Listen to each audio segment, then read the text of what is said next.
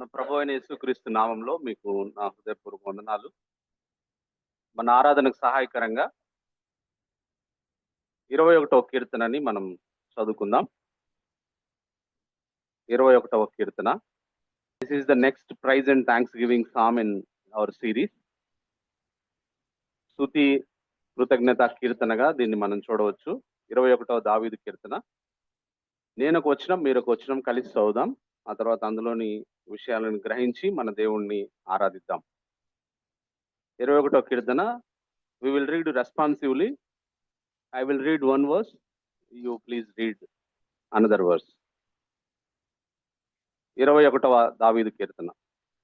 యెహోవా రాజు నీ బలమును బట్టి సంతోషించుచున్నాడు, నీ రక్షణను బట్టి అతడు ఎంతో హర్షించుచున్నాడు.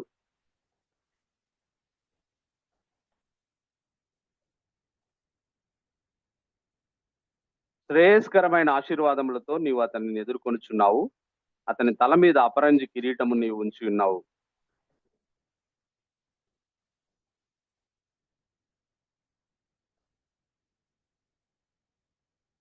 నీ రక్షణ వలన అతనికి గొప్ప మహిమ కలిగెను, గౌరవ ప్రభావములను నీవు అతనికి ధరింపజేసి ఉన్నావు.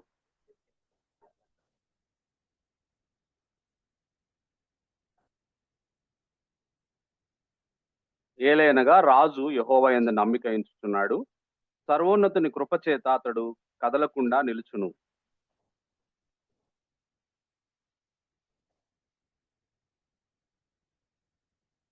నీవు ప్రత్యక్షమైనప్పుడు వారు అగ్నిగుండము వలె అగుదురు, తన కోపం వలన యెహోవా వారిని నిర్మూలము చేయును, అగ్ని వారిని దహించును.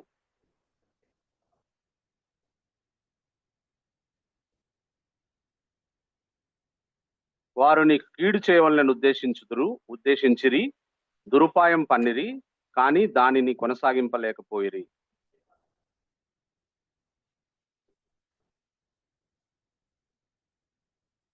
యెహోవా నీ బలమును బట్టి నిన్ను హెచ్చించుకొనుము, మేము గానము చేయుచు నీ పరాక్రమమును కీర్తించెదము. 21వ కీర్తన మనం గమనించినట్లయితే ఈ కీర్తన 21 psalm is the combination psalm of psalm 20. అంటే ఈ 20వ కీర్తన కొనసాగింపుగా 21వ కీర్తనని మనం చూడవచ్చు. ఈ 20, 21 రెండు కీర్తనలు దావీదు రచించినవే. అయితే దావీదు యుద్ధానికి వెళ్తున్నప్పుడు ఆయనకు యుద్ధంలో జయం కలగాలని ప్రార్థించిన కీర్తన 20వ కీర్తన. దేవుడు వారి ప్రార్థన అంగీకరించి యుద్ధంలో దావీదుకు జయం అనుగ్రహించిన తర్వాత జయం అనుగ్రహించిన దేవుణ్ణి కీర్తిస్తూ రాసిన కీర్తన 21వ కీర్తన. బహుశా ఈ యుద్ధ సందర్భం ఏమై ఉంటుందంటే 2వ సమూయేలు గ్రంథం 12వ అధ్యాయం. 2వ సమూయేలు గ్రంథం 2 Samuel 12th chapter 12వ అధ్యాయం 26 నుంచి 31 వచనాల్లో ఉన్న వచనాన్ని చదువుతున్నాను, గమనించండి. 2వ సమూయేలు గ్రంథం 12వ అధ్యాయం 2వ సమూయేలు గ్రంథం 12వ అధ్యాయం 26 నుంచి 31 వచనాలు. యోవాబు రబ్బాను అమ్మోనీల పట్టణం మీద యుద్ధము చేసి రాజనగరిని పట్టుకొన్ను. దావీదు నొద్దకు అతడు దూతలను పంపి, నేను రబ్బా మీద యుద్ధము చేసి జలముల మీది పట్టణమును పట్టుకుంటుని, నేను పట్టణమును పట్టుకొని నా పేరు దానికి పెట్టకుండునట్లు మిగిలిన దండు వారిని సమకూర్చి నీవు పట్టణమును పట్టుకొనవలనని వర్తమానము చేయగా, దావీదు యోధులను సమకూర్చి రబ్బాకు వచ్చి దాని మీద యుద్ధము చేసి దాన్ని పట్టుకొని వారి రాజు కిరీటమును అతని తల మీద నుండి తీయించగా అది దావీదు తల మీద పెట్టబడెను. అది విలువగల రత్నములు చెక్కినదై 2 బంగారు మణుగులంతా ఎత్తుండెను. మరియు అతడు పట్టణంలో నుండి బహు విస్తారమైన దోపుడు సొమ్ము పట్టుకుని పోయెను. పట్టణంలో ఉన్న వారిని బయటికి తెప్పించి రంపముల చేతను, పదునుగల ఇనుప పనిముట్ల చేతను, ఇనుప గొడ్డండ్ల చేతను వారిని తుత్తునీళ్లుగా చేయించి వారిని ఇటుక ఆవములో చేసెను. అమ్మోనీయుల పట్టణములన్నిటికీ అతడు ఇలాగు చేసెను. ఆ తర్వాత దావీదును జనులందరూ తిరిగి యెరూషలేమునకు వచ్చిది అనే మాట మనం చూస్తాం. బహుశా ఈ అమ్మోనీయుల మీద యుద్ధానికి వెళ్తూ ఉన్నప్పుడు చేసిన ప్రార్థన 20వ కీర్తన. అమ్మోనీయుల మీద జయం ఇచ్చిన తర్వాత మరి రాసిన కీర్తన 21వ కీర్తనగా మనం చూడవచ్చు అనే విషయాన్ని మనం జ్ఞాపకం చేసుకున్నాం. ఈ కీర్తన మనకు తెలియజేస్తున్న విషయం ఏమిటనంటే, ఈ కీర్తన మన దేవుడు మన ప్రార్థన అంగీకరించే దేవుడని, ఈ కీర్తన మన దేవుడు మన శత్రువుల మీద మనకు జయమిచ్చే దేవుడని మనకు తెలియజేస్తుందనే విషయాన్ని ఈ సందర్భంగా నేను మీకు జ్ఞాపకం చేస్తా ఉన్నా. అవును, మన దేవుడికున్న అనేక నామాలను మనం గమనించినట్లయితే ఆయనకున్న ఒక నామం ఏమిటంటే యెహోవా నిస్సి అని మన దేవుడికి ఉన్న ఒక పేరు. యెహోవా నిస్సి అంటే అర్థం ఏమిటనంటే the lord is my banner అని అర్థం కదా. అంటే యెహోవా నా ధ్వజము అని తెలియజేస్తా ఉంది. ఈ కీర్తనని మనం గమనించినట్లయితే ఈ కీర్తన మరి ఇది దావీదుకు వర్తిస్తుంది. ఈ కీర్తన యేసు ప్రభువుకి వర్తిస్తుంది. ఈ కీర్తన మనకు కూడా వర్తిస్తుంది అనే విషయాన్ని ఈ సందర్భంగా నేను మీకు జ్ఞాపకం చేస్తా ఉన్నా. ఈ కీర్తనలో ఉన్న వచనాలన్నీ దావీదు పొందిన జయాన్ని గురించి, దావీదుకు దేవుడు సహాయం చేసిన విషయాన్ని గురించి రాయబడింది. అంత మాత్రమే కాదు, ఈ కీర్తనలో మనం యేసు ప్రభు వారిని కూడా చూడవచ్చు. ఈ కీర్తనలో యేసు ప్రభు వారు జయశాలిగా కనపడతా ఉన్నాడు, ఆనంద భరితుడిగా కనపడతా ఉన్నాడు, మహిమ నొందిన వాడిగా కనపడతా ఉన్నాడు, కిరీటధారిగా కనపడతా ఉన్నాడు, తర్వాత జయోత్సాహంతో నిండిన వాడిగా, మహిమ కలిగిన వాడిగా యేసు ప్రభువుని మనం ఈ కీర్తనలో చూడవచ్చు అనే విషయాన్ని నేను మీకు జ్ఞాపకం చేస్తా ఉన్నా. మన గురించి కూడా బైబిల్ యేసుక్రీస్తు ప్రభువుని అంగీకరించిన మనము రాజులైన యాజక సమూహంగా చెప్పబడింది కాబట్టి ఈ కీర్తనలో రాజు అనే చోట మన పేరు కూడా మనం రాసుకొని ఈ కీర్తన మనం చదవచ్చు అనే విషయాన్ని ఈ సందర్భంగా నేను మీకు జ్ఞాపకం చేస్తా ఉన్నా. ఈ కీర్తనని 2 భాగాలుగా మనం విభజిస్తే 1 నుంచి 7 వచనాల వరకు మనం ఆరాధిస్తున్న దేవుడు ఏమై ఉన్నాడు అనే విషయాన్ని ఈ కీర్తన మనకు తెలియజేస్తా ఉంది. మనం ఆరాధిస్తే దేవుడు మనకి ఏ విధంగా సహాయం చేస్తున్నాడు, ఏ విధంగా మనల్ని ఆశీర్వదిస్తున్నాడో ఈ కీర్తన మనకు తెలియజేస్తా ఉంది. మొట్టమొదటిది మనం గమనించినట్లయితే మనం ఆరాధిస్తున్న దేవుడు, మనము 21వ కీర్తనలో వచనాలను మనం గమనించినట్లయితే అక్కడ రాయబడిన మాటల్ని మనం చూసినట్లయితే అక్కడ రాయబడిన మాట చదవడానికి సమయం లేదు కానీ సారాంశాన్ని నేను చెప్తా ఉన్నా. అవి డైరెక్ట్ గా అక్కడ మెన్షన్ చేయబడ్డాయి. మొట్టమొదట మనం ఆరాధిస్తున్న దేవుడు మనకు బలం అనుగ్రహించే దేవుడు అనే విషయాన్ని ఈ కీర్తన మనకు తెలియజేస్తా ఉంది. మనకు బలం అనుగ్రహిస్తున్న దేవుడు. రెండవది మనకు రక్షణ దయచేసిన వాడు. ఈ కీర్తన మనకు తెలియజేస్తా ఉంది మన దేవుడు మనకు రక్షణ దయచేసిన దేవుడుగా. మూడవది మనకు సంతోషాన్ని ఇచ్చే దేవుడు అనే విషయం ఇక్కడ రాయబడింది. నాలుగవది మన మనోభిష్టాన్ని సఫలము చేసే దేవుడు అని ఇక్కడ రాయబడింది. ఐదవది మన ప్రార్థన అంగీకరించే దేవుడు అనే మాట రాయబడింది. ఆరవది శ్రేయస్కరమైన ఆశీర్వాదాలు ఇచ్చేవాడు అని రాయబడింది. ఏడవది మన తల మీద అపరంజి కిరీటం ఉంచేవాడు అని రాయబడింది. ఎనిమిదవది మనకు ఆయుష్ను అనుగ్రహించేవాడు అనే మాట రాయబడింది. తొమ్మిదవది సదాకాలము నిలిచే దీర్ఘాయు అనగా నిత్య జీవాన్ని ఇచ్చేవాడు అని రాయబడింది. పదవది గౌరవ ప్రభావములు ఇచ్చేవాడు అనే విషయం రాయబడింది. 11వది అనేకులకు ఆశీర్వాదకరంగా మనల్ని చేసేవాడు అని రాయబడింది. 12వది సంతోషముతో ఉల్లసింపజేసేవాడు అని రాయబడింది. ఇన్ని ఆశీర్వాదాలు, ఇన్ని బ్లెస్సింగ్స్ ని మరి దేవుడు 1 నుంచి 7 వచనాల్లో మరి ఇవన్నీ ఎవరికి దయచేస్తానంటున్నాడు అనే విషయాన్ని మనం గమనిస్తే 7వ వచనంలో రాయబడ్డ మాట, ఏలైనగా రాజు యెహోవా యందు నమ్మిక ఉంచుచున్నాడు, సర్వోన్నతుని కృపచేత అతడు కదలకుండా నిలుచును. అంటే దేవుణ్ణి నమ్మే వారికి ఈ 12 రకాల ఆశీర్వాదాలను దేవుడు దయచేసే దేవుడు అంటున్నాడు అనే విషయాన్ని నేను మీకు జ్ఞాపకం చేస్తాను. ఆశీర్వాదాల కోసం మనం పరిగెత్తాల్సిన పనిలే.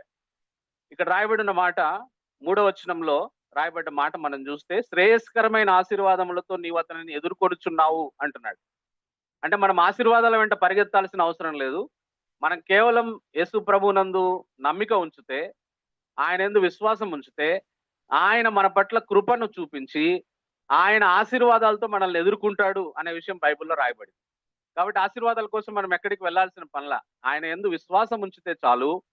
ఆయన కృపచేత మనల్ని దర్శించి ఈ 12 రకాల ఆశీర్వాదాలను దేవుడు మనకు అనుగ్రహిస్తున్నాడని ఈ కీర్తన 1 నుంచి 7 వచనాల్లో మనకు తెలియజేస్తుందనే మాట నేను మీకు గుర్తు చేస్తా ఉన్నా. ఇవన్నీ 12 విషయాల మీద మనం ధ్యానం చేయడానికి మనకు సమయం ఉండదు కాబట్టి 3 సంగతుల్ని, ఈ 12లోంచి 3 విషయాల్ని మనం క్లుప్తంగా జ్ఞాపకం చేసుకుని మన దేవుడు ఏమై ఉన్నాడనే విషయాన్ని జ్ఞాపకం చేసుకుని మన దేవుడిని ఆరాధిద్దాం. మొట్టమొదటిది మనం గమనించినట్లయితే ఆయన మన మనోభిష్టాన్ని సఫలం చేసే దేవుడిని మనం కలిగి ఉన్నాం. అంటే మనం మనోభిష్టము అంటే మన మనసులో మనం ఇష్టపడిన దాన్ని ఆయన దయచేసే దేవుడుగా ఉన్నాడని ఈ కీర్తన మనకు తెలియజేస్తా ఉంది కదా. ఉదాహరణకి మనం చూస్తే బైబిల్లో హన్నా మనోభిష్టం ఏంటంటే తనకు సంతానం కావాలని. ఆమె దేవుని దగ్గరికి వెళ్ళినప్పుడు మరి ఆమె మనోభిష్టాన్ని దేవుడు గౌరవించి ఆమెకు సమూయేలు లాంటి గొప్ప ప్రవక్తను ఇచ్చినాడు అనే విషయం బైబిల్ మనకు సెలవిస్తాం.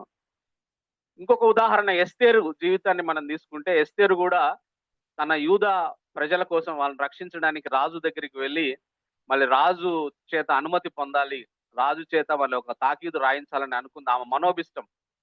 అది దేవుడు ఆమె మనోభిష్టాన్ని నెరవేర్చినాడు రాజు దగ్గరికి వెళ్ళినప్పుడు ఎస్తేరు విషయంలో. నయోమి కూడా నయోమి కూడా తన యవనస్తురాలైన యవన ప్రాయంలో ఉన్న తన కోడలు రూతు బోయజుని వివాహం చేసుకుంటే బాగుంటుంది, బోయజు ఈమెను పెళ్లి చేసుకుంటే బాగుంటుంది అనేది నయోమి మనోభిష్టం. ఆ మనోభిష్టాన్ని దేవుడు గౌరవించి మరి బోయజుని రూత్ తోటి వివాహం జరిపించినట్టుగా మనం చూస్తాం. మన దేవుడు ఎటువంటి దేవుడు అంటే మన మనోభిష్టాన్ని, అది ఒకవేళ కొన్నిసార్లు కొంచెం సిల్లీగా అనిపించినా కూడా మనం ఏదైతే మనం బలంగా కోరుకుంటున్నట్లయితే, మనం దాని మీద ఇష్టం కలిగి ఉన్నట్లయితే, అది పాపము కానిదైతే దేవుడు దాన్ని గౌరవించే దేవుడుగా, దాన్ని ఇచ్చే దేవుడుగా ఉన్నాడనే విషయాన్ని నేను మీకు జ్ఞాపకం చేస్తా ఉన్నా. ఉదాహరణకి మా బంధువుల్లోనే ఒక ఆయన ఉన్నాడు, చాలా మంచి దేవుని సేవకుడు. హెబ్రోన్ చర్చ్కి వెళ్తాడు. ముడుమాల జాన్ గారు ఆయన. ఏదైనా నువ్వు ఒక చిన్న పేపర్ ఇచ్చినా ఆయన ప్రార్థన చేసుకుని ఆ పేపర్ని జోబులో పెట్టుకుంటాడు.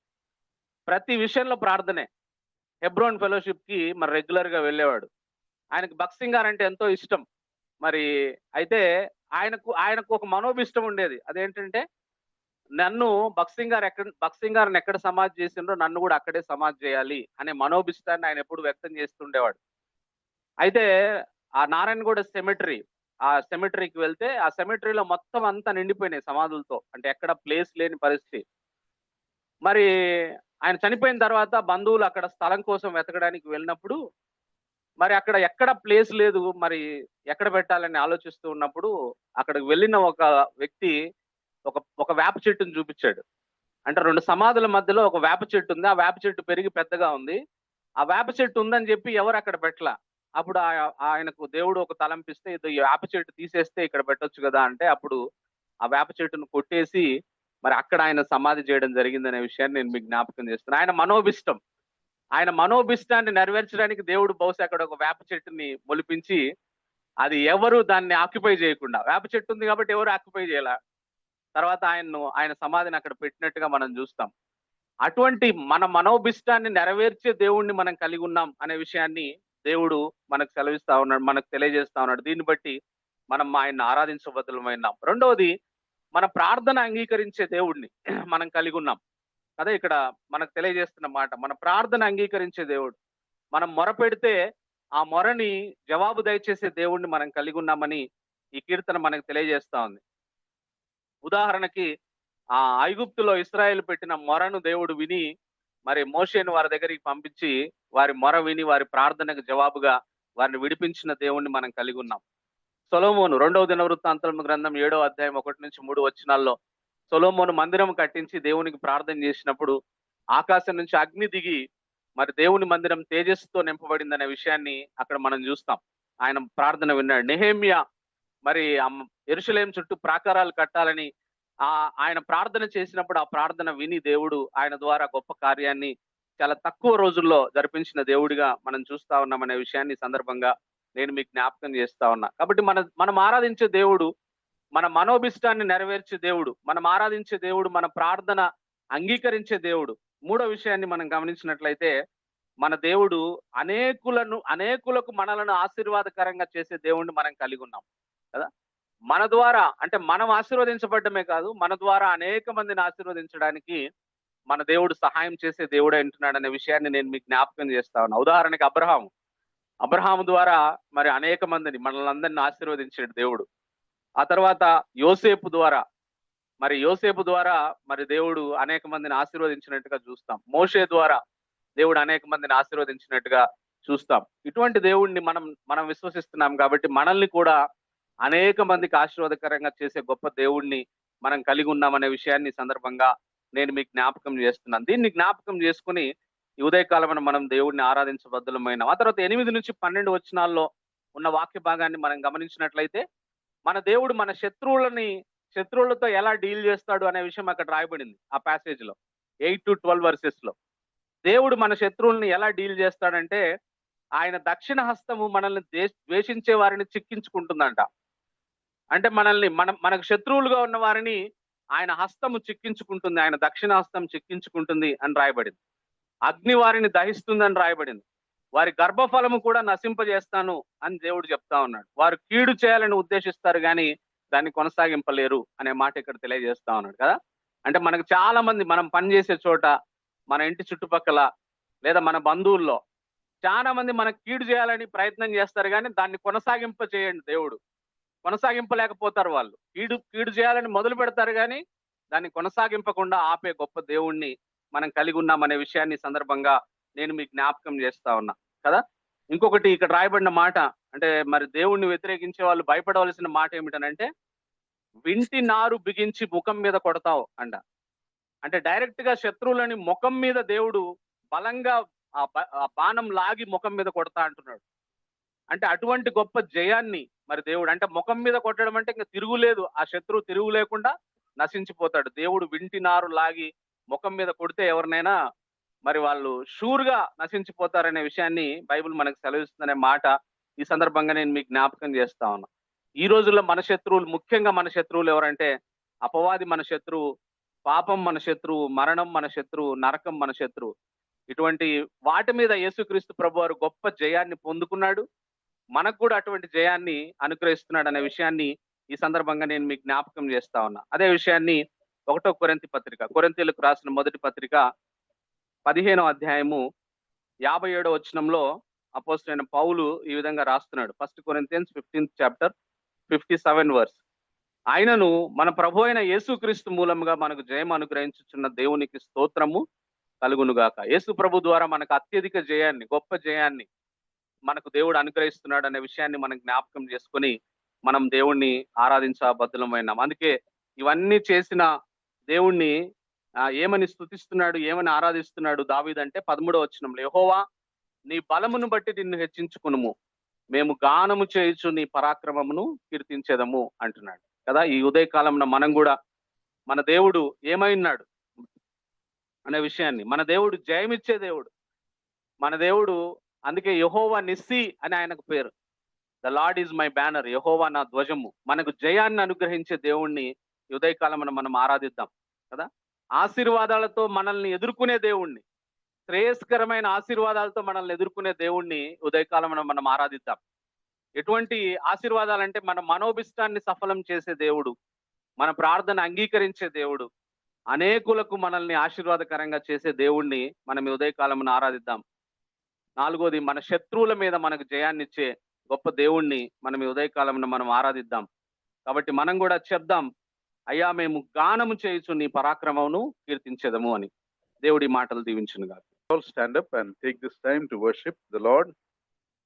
You see, this psalm is a pure psalm of thanksgiving and worshiping. There is no request. There is no request. He's just thinking of God's goodness in his life, thinking of the immediate past and maybe all his life he may be thinking of how God has been faithful, how he granted the desires of his heart, how he answered his prayers, and how he made David a blessing to others, how he gave them victory over their enemies. If you see, Israel was a people who came out of slavery. They didn't have military training. They knew how to work or sweep or build things, or they didn't have training. Their enemies were trained armies. Yet if you see history, Israel was known as fierce fighters. Because God in their lives made a difference. God among them made a difference. And the same thing with us also.